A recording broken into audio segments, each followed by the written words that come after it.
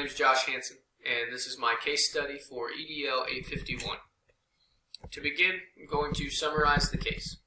In this case, we have a building principal with a deadline approaching for teacher evaluations. Overall, the principal is satisfied with the majority of his teacher's performance.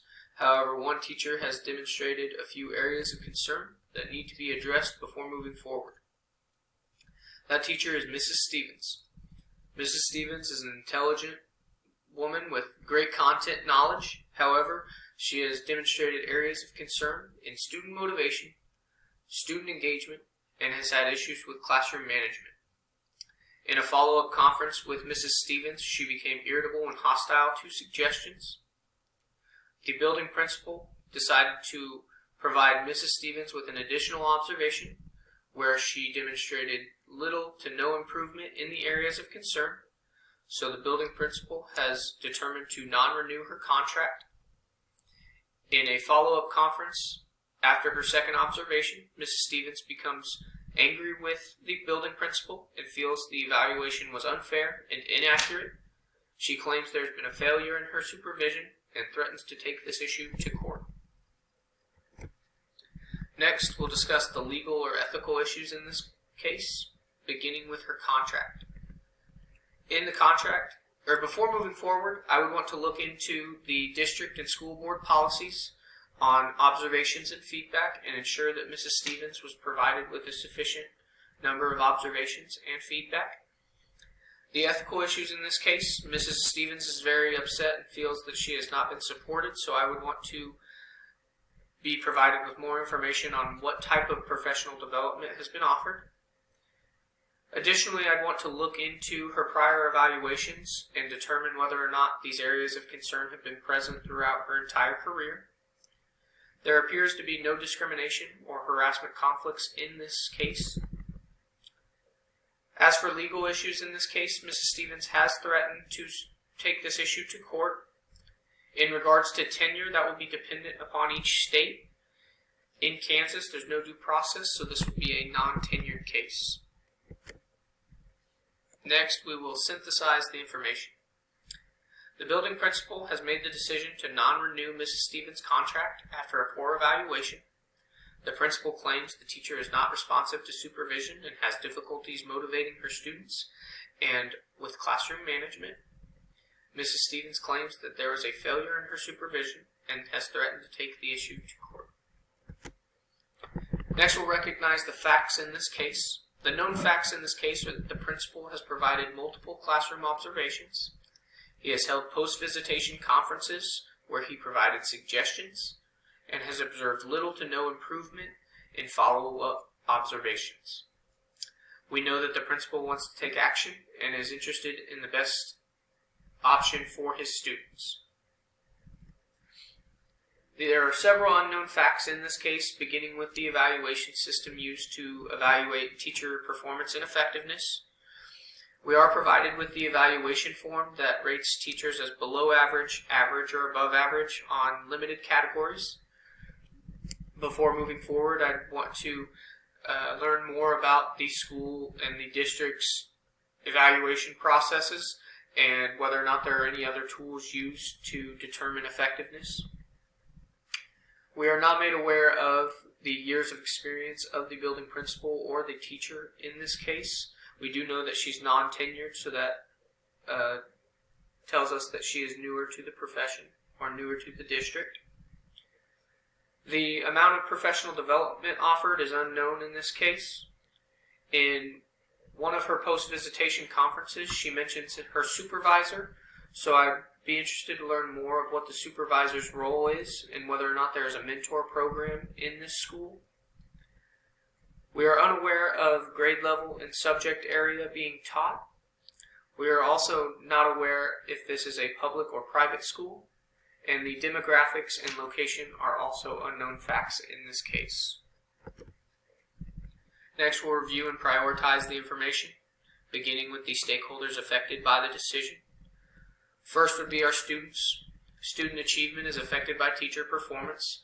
So if we have ineffective, low-quality teachers, then we are not providing our students with a great opportunity to learn and be successful. The next stakeholder affected would be Mrs. Stevens. This is a career-defining decision for Mrs. Stevens. If the school and the principal elect to non-renew her contract, she will be out of a job and in search of a new position. The last stakeholder affected included is our building principal. There are potential legal issues in regards to this case, but he is motivated to take action in the student's best interest. There are multiple relevant stakeholders that have not been consulted in this case, beginning with the administrative team and superintendent in the district. Before moving forward, I would seek their input and ensure that I had their support with whatever decision I make. As mentioned earlier, I would want to learn more from the supervisor and what information they've gathered in regards to supporting Mrs. Stevens' professional growth. I'd also consider a student survey. A lot could be gained from student surveys. In one of her post-visitation conferences, Mrs. Stevens notes that her students and herself get anxious when an administrator is in the room. So a student survey would be able to may be able to provide more information that was not gathered in those observations. More to learn in this case. Again, I'd be interested to look at her previous evaluations and note whether or not student engagement, motivation, and classroom management have been documented as areas of concern. And if so, I'd be interested to learn more about what professional development has been offered. And I would want to learn more about the board policies regarding teacher evaluations and observations in regards to termination. Next, we will identify the options in this case and the potential consequences with those options. The first option would be to take no action. The pros in this option would be that it avoids the conflict and we continue with the status quo. In the beginning of this case, the principal recognizes that the majority of his teachers have been performing effectively, so continuing with the traditional way may be seen as a positive to some. The cons in this case is that there's no resolution to our current problems, and this is not in the student's best interest. Second option would be to recommend her non-renewal. The pros in this option would be that we'd be able to replace the teacher with a high-qualified candidate that's a better fit for our school. The cons would be potential legal issues and cultural issues. The third option would be to create a collaborative improvement plan. The pros in this option would be that it addresses the areas of concern and provides teacher support and improves the overall culture within our building. The cons of this option would be that there could be possible resistance or pushback by these teachers, as well as potential costs. The fourth option would be to update and refine our current evaluation systems. The pros in this option would be that it supports the development of all teachers and provides them with meaningful and actionable feedback.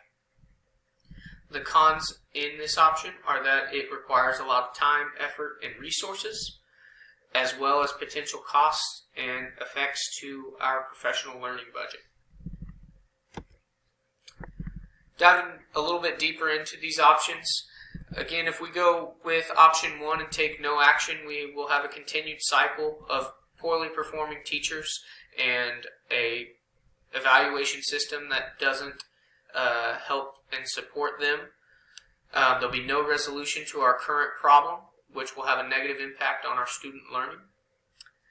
If we elect to non-renew with option two, there are potential legal issues that we will face moving forward, as well as cultural issues within the school and community. Teachers and the community members may feel that teachers are not properly supported, which could lead to those cultural issues. Our third option, if we decide to create a collaborative improvement plan, we may see a resistance to change with some of these teachers, and if there is not buy-in, this could be a waste of time and money. But if we are able to get the teachers to buy into this improvement plan, we could see a potential for development and a positive impact on student learning, as well as a positive impact on peer relationships. Option four, if we elect to update and refine our evaluation systems, we will see we will begin creating a collaborative culture that's focused on our school's improvement and on student success. But we will face several challenges with time, with effort, and with resources, as well as potential costs.